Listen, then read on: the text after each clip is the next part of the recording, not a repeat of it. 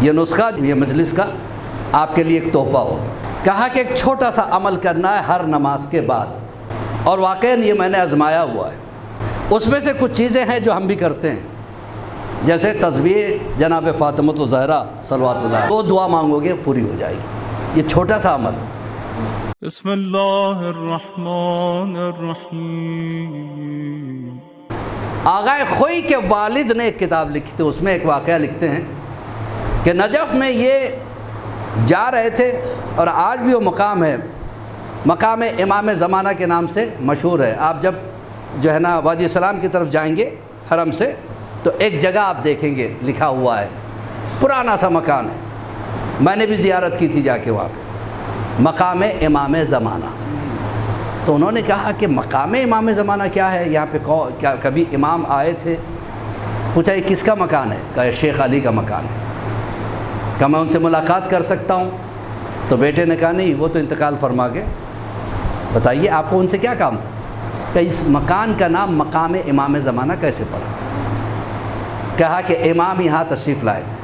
کب تشریف لائے تھے؟ کہ میرے والد امام کے بڑے چاہنے والے تھے، روز دعا کرتے تھے مولا 313 اگر آپ کے چاہنے والے ہو جائیں تو آپ آ جائیں گے۔ نجف میں اتنے علماء موجود ہیں، قوم میں اتنے علماء موجود ہیں، مشہد میں اتنے علماء موجود ہیں، پھر اس کے بعد دنیا بھر کے علماء ہی علماء اگر گن لیے جائے تو وہی کئی ہو جائیں گے، ہزاروں تک۔ کیا 313 نہیں ہے؟ دعا کرتے تھے، رو رو کے دعا کرتے تھے۔ میں جاننا چاہتا ہوں کہ کیا میں ان 313 میں ہوں یا نہیں؟ خواہش ایسی ہونی چاہیے، مولا آپ کیوں نہیں آ جاتے؟ اتنے آپ کے چاہنے والے، ہر جگہ حسین حسین کہنے والے، ہر جگہ علی علی کہنے والے، نعرے لگانے والے، ماتم کرنے والے، عبادتیں کرنے والے، شب بیداریاں کرنے والے، مولا کیا 313 نہیں ہے؟ ایک مرتبہ روتے روتے اپنے چھت پہ جو ہے نا نماز شب میں دعا کر رہے تھے، نیند آ گئی تو خواب میں دیکھا کہ خود امام زمانہ تشریف لائے۔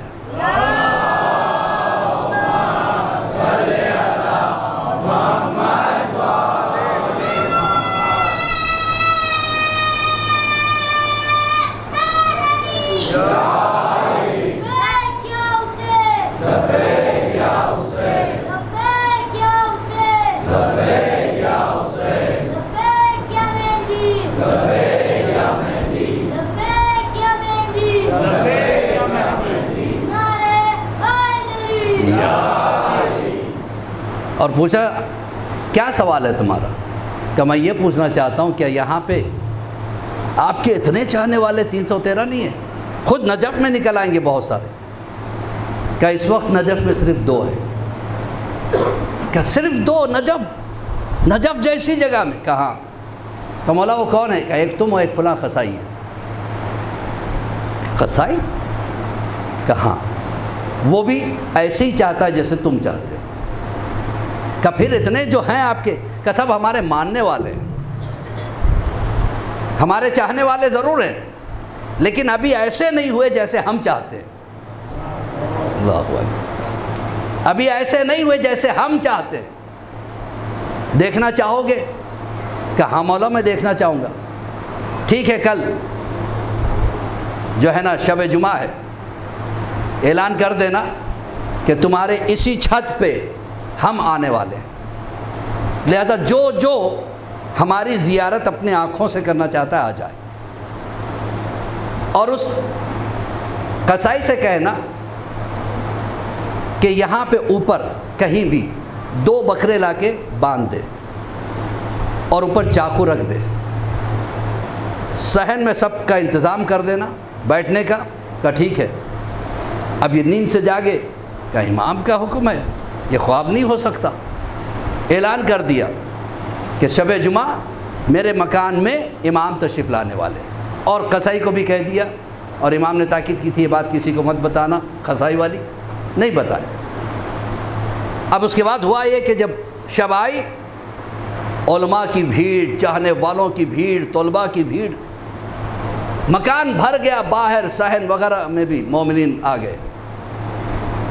اب اس کے بعد یہ لوگ سب مل کے پکار رہے تھے، یا امام زمانہ آ جائیے، الجل یا صاحب الزمان، الجل یا صاحب الزمان کے آوازیں اٹھ رہی تھی۔ جب آدھی رات ہوئی تو ایک نور سا چھت پہ چمکا، سب خاموش ہو گئے۔ اتنے میں اوپر سے آواز آئی، شیخ علی اس قصائی سے کہو کہ اوپر آ جائے۔ قصائی اوپر چلا گیا۔ تھوڑی دیر کے بعد وہ جو پرنالا ہوتا ہے اس میں سے خون گرنے لگا۔ کسی نے کہا لو، امام نے اسے مار ڈالا۔ اب ایک سناٹا سا چھا گیا۔ پھر آواز آئی، شیخ علی اوپر آ جاؤ۔ یہ اوپر چلے گئے۔ پھر تھوڑی دیر بعد پھر ایک خون کا دھارا نیچے آنے لگا۔ اب یہ اوپر چلے گئے۔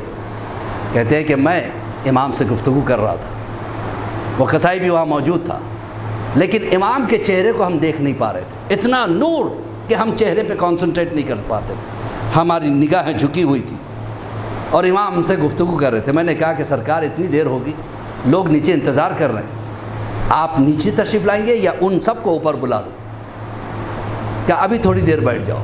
پھر تھوڑی دیر کے بعد پھر سے میں نے امام سے اپنی گزارش پیش کی۔ امام نے کہا ٹھیک ہے، جا کے جو ہیں ان کو بلا لاؤ۔ نیچے آ کے دیکھا ایک بھی نہیں، سب چلے گئے۔ امام نے کہا دیکھا، صرف تم دو ہو اور کوئی نہیں۔ ان کے دماغ میں یہی بات ہے کہ امام آئیں گے تو سب سے پہلے اپنوں پہ تلوار چلائیں گے، جبکہ قصائی نے بکروں کو ذبح کیا تھا۔ تو زان محترم، اس طرح کی باتیں ذہن میں رکھنا۔ کیا امام پہ بھروسہ نہیں؟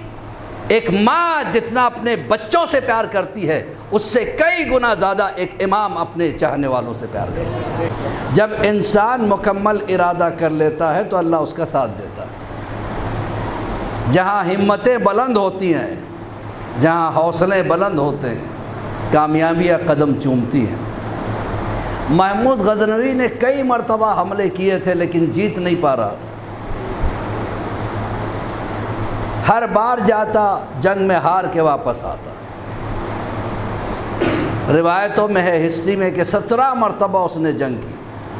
17 مرتبہ ہارنے کے باوجود حوصلے نہیں ٹوٹے۔ اس کے ایک وزیر نے کہا کہ آپ ہر بار اپنے طاقت کے بلبوتے پہ جاتے ہو، کبھی کسی بابا کی دعا بھی لے کے جاؤ۔ اس نے کہا ٹھیک ہے، کون ہے؟ کہ آپ ہی کے شہر کے باہر ایک کٹیا ہے جس میں ایک بابا رہتا ہے۔ کہ چلو چلتے ہیں۔ ادھر شہنشاہ محمود غزنوی اپنے فوج کے ساتھ اس فقیر سے ملنے گیا۔ دیکھیے، بھکاری اور فقیر میں فرق ہے۔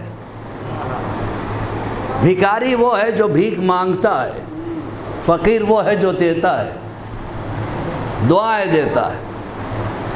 اب یہ ہوا کہ اس فقیر کے آزو بازو بیٹھے ہوئے کچھ لوگ، انہوں نے کہا کہ آپ کو پتہ ہے اس وقت شہنشاہ محمود غزنوی آپ سے ملنے آ رہے ہیں۔ جنہوں نے کہا آنے دو، کہ چلیے باہر چل کے استقبال کرتے ہیں۔ فقیر نے کہا مجھے جانے کی ضرورت نہیں ہے، مطلب اس کا ہے، اس کو یہاں آنے دو۔ بہرحال وہ کٹیا میں آیا، اس نے دیکھا کہ ایک پھٹا پرانا میلا کچولا سا کرتا پہنے ہوئے، پیجامہ پہنے ہوئے، ایک اینٹ کا سہارا لیے ایک فقیر لیٹا ہوا ہے۔ محمود غزنوی وہاں پہنچا، سلام کیا۔ فقیر نے جواب سلام دیا کہ کیا بات ہے؟ کہا کہ دیکھیے ایسا ہے کہ میں مسلسل جنگ کر رہا ہوں لیکن ہارتا جا رہا ہوں، میں کیا ایسا کروں کہ جیت جاؤں؟ کہ ایک کام کر، اپنے کرتے کو اتارا، میلا سا کرتا، دھلا ہوا بھی نہیں تھا، کئی دنوں کی گرد اس پہ، اٹھا کے دے دیا۔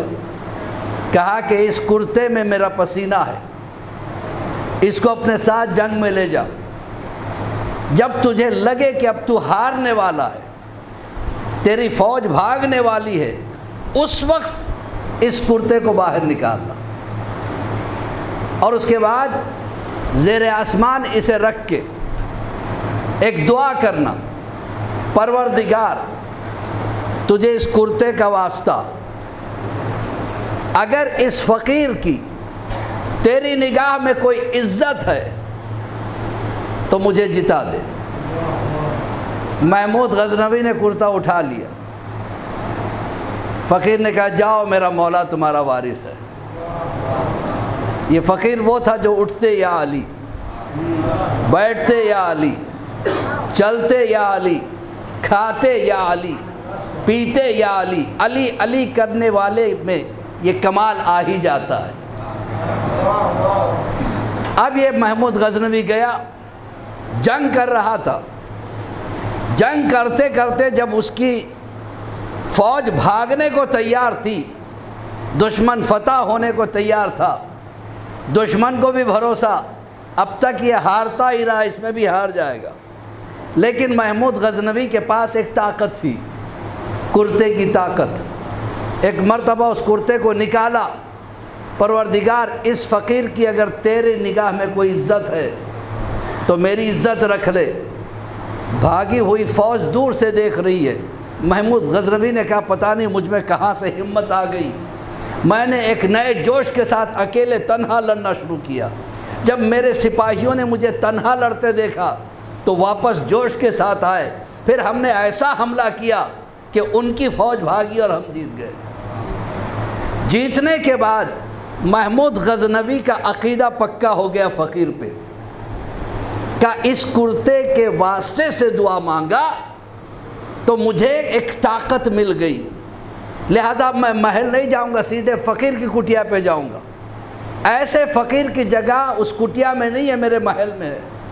نکل کے آیا، کٹیا میں آیا، آنے کے بعد کہا سرکار میں نے دعا مانگی اور میں جیت بھی گیا۔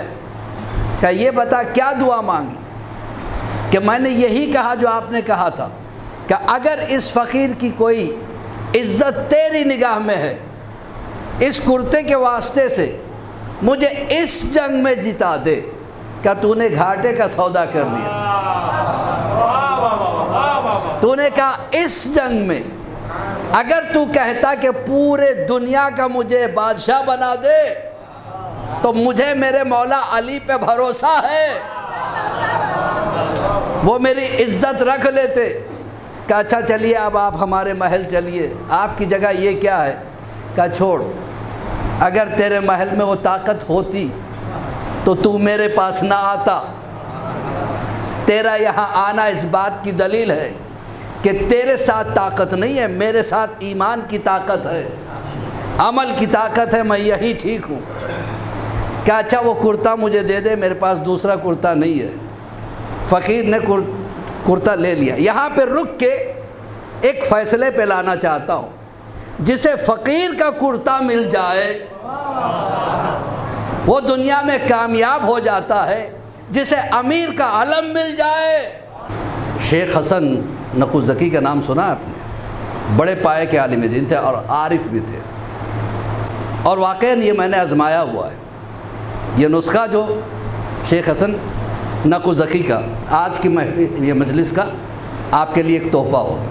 کہا کہ ایک چھوٹا سا عمل کرنا ہے ہر نماز کے بعد۔ اس میں سے کچھ چیزیں ہیں جو ہم بھی کرتے ہیں، جیسے تسبیح جناب فاطمۃ الزہرا صلوات اللہ علیہ۔ جناب سیدہ کی تسبیح کوئی معمولی تسبیح نہیں ہے، یہ بہت بڑی طاقت کا نام ہے۔ سب پڑھتے ہیں لیکن اس کی اہمیت کو جانے بنا پڑھتے ہیں، عادتاً ہم پڑھتے ہیں، اور ہمارے پڑھنے کا اسٹائل کیا ہے؟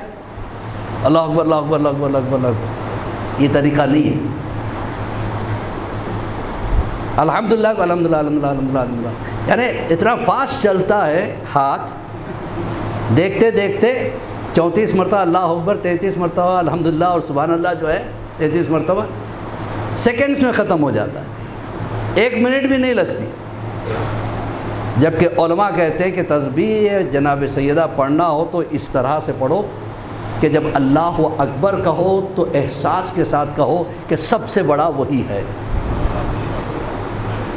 اللہ اکبر اللہ اکبر اللہ۔ ایک صاحب میرے پاس آئے تھے، بہت پریشان ہوں، مولانا کوئی ایسی چیز بتا دے۔ میں نے کہا آپ روزمرہ جو کرتے ہو چیز اس کو قاعدے سے کرو۔ کہ نہیں میرا بیٹا جو ہے نا مجھے چھوڑ کے چلا گیا ہے، 4 سال ہو گئے واپس نہیں آ رہا ہے۔ کیا جناب سیدہ کی تسبیح پڑھتے ہو؟ کہا ہاں بالکل۔ اس کے بعد دعا کرو۔ کہ روز کرتا ہوں۔ کہ کیسے پڑھتے ہو تسبیح؟ تو انہوں نے اپنا بتایا اس طریقے سے۔ کہ ایسے نہیں، اللہ کی ربانیت کو اپنے دماغ میں رکھتے ہوئے، اس کی تمام تر کمالات کو اپنے دماغ میں رکھتے ہوئے پھر کہو اللہ اکبر، اللہ اکبر، اللہ اکبر۔ اس کے بعد اس کی دی ہوئی نعمتوں کو سوچو کہ تمہیں اس نے ہوا دیا، الحمدللہ، حیات دیا، الحمدللہ، صحت دی، الحمدللہ، گھر دیا، الحمدللہ، عزت دی، الحمدللہ، آبرو دی، الحمدللہ۔ اس کی ایک ایک نعمتوں کو یاد کر کے الحمدللہ کہتے رہو۔ پھر اس کے بعد اس کی دی ہوئی توفیقات کہ تم نماز بھی پڑھتے ہو، سبحان اللہ، روزہ بھی رکھتے ہو، سبحان اللہ، امام کی محبت تمہارے دل میں ہے، سبحان اللہ۔ اس احساس کے ساتھ تسبیح کرو۔ چند دن کے بعد وہ میرے پاس آئے، کہنے لگے مولانا میرا بچہ واپس آ گیا، اور میرے میں ایک عجیب چینج آنے لگا اس تسبیح کی برکت۔ چھٹے امام فرماتے ہیں اگر تمہارے روزی اور روٹی میں برکت نہیں ہے، تسبیح زہرا پڑھ کے دعا مانگو۔ ہم روز عادتاً پڑھ لیتے ہیں، عادتاً نہ پڑھیں، عبادتاً پڑھیں، پھر دیکھیں اس کا فائدہ کیا ہے۔ تو شیخ نقی زکی نے کیا کہا خمینی صاحب سے؟ ہر نماز کے بعد 3 مرتبہ صلوات پڑھنے کے بعد جناب سیدہ کی تسبیح دل سے پڑھو۔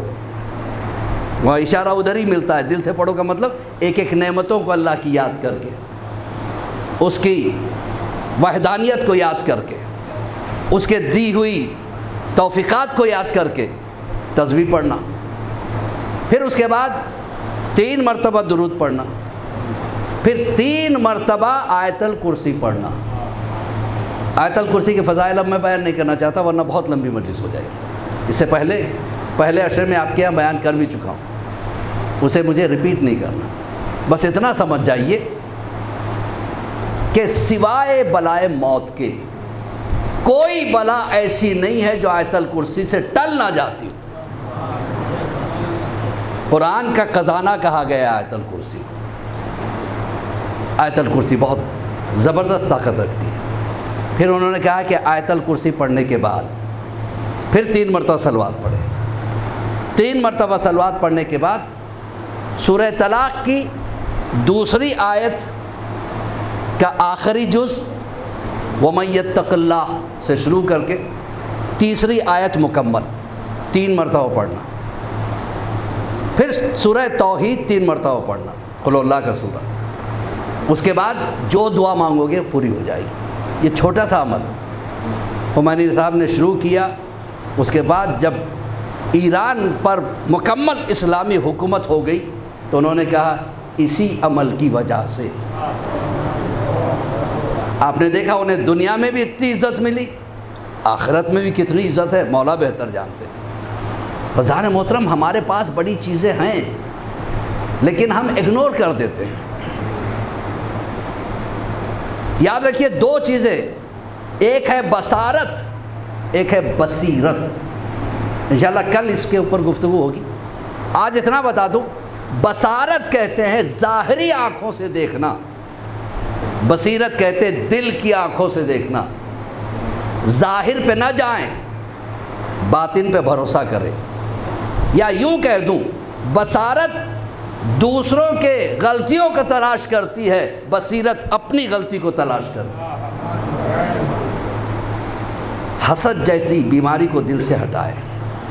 غرور، تکبر شیطان میں تھا، اگر ہم میں ہے تو پھر ہم شیطان کے چیلے تو کہلا سکتے ہیں لیکن مسلمان کے بچے نہیں کہلا سکتے۔ ایک مومن کی اولاد میں اور شیطان کے چیلوں میں یہی فرق ہے۔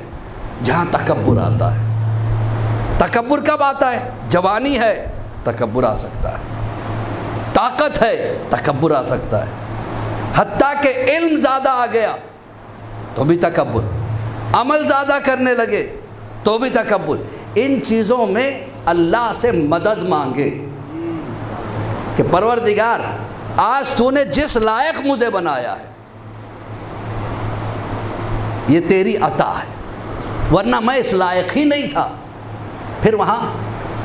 پھر آدمی کو جو ہے نا اس میں انکساری پیدا ہو جاتی ہے۔ رسول اللہ کے پاس جبرائیل امین آ کے کہتے یا رسول اللہ، ابو ذر وہ ہے کہ جن کے لیے اللہ ملائکہ کے درمیان میں فخر کرتا ہے، اور ابو ذر 3 چیزیں کرتے ہیں جس کی وجہ سے ان کی اتنی زیادہ عرش پہ عزت ہے، اور وہ یہ مشہور ہے کہ کون ہے وہ 3 چیزیں؟ کہ یہ کثرت سے صلوات پڑھتے ہیں،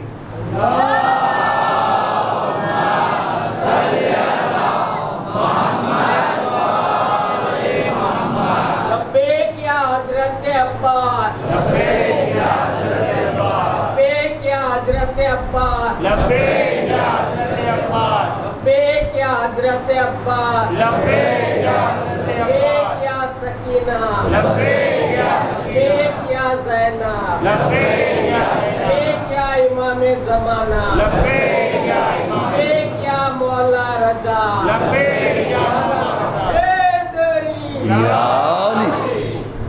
تو زار محترم یہ کثرت سے صلوات پڑھتے تھے، کثرت سے قل اللہ کا سورہ پڑھتے تھے۔ قل اللہ کا سورہ بھی عظیم چیز ہے اور آسان ہے۔ قرآن جتنا پڑھے انسان اچھا ہے، لیکن اس کے لیے ایک ٹائم ہونا چاہیے انسان کو بیٹھے قرآن پڑھے۔ لیکن یہ سورے چھوٹے چھوٹے آپ کبھی بھی پڑھ سکتے ہیں، چلتے چلتے پڑھیے، سفر کرتے کرتے پڑھیے، خالی بیٹھے ہیں پڑھیے، نیند نہیں آ رہی ہے پڑھیے، نیند میں جو ادھر ادھر کے خیالات آدمی کو ستاتے ہیں اس وقت پڑھیے، پھر دیکھیے آپ میں ایک چینج آ جائے گا، عرفانی منزل پہ انسان چلا جاتا ہے۔ اور اس کے بعد جو تیسری چیز ہے، جناب جبرائیل کہتے ہیں ان میں انکساری ہے، انکساری۔ سوچئے ایسا شخص جس کے لیے رسول نے کہا ہو کہ ہم اہل بیت سے ہٹ کر زمین نے ابو ذر جیسا سچا انسان نہیں دیکھا،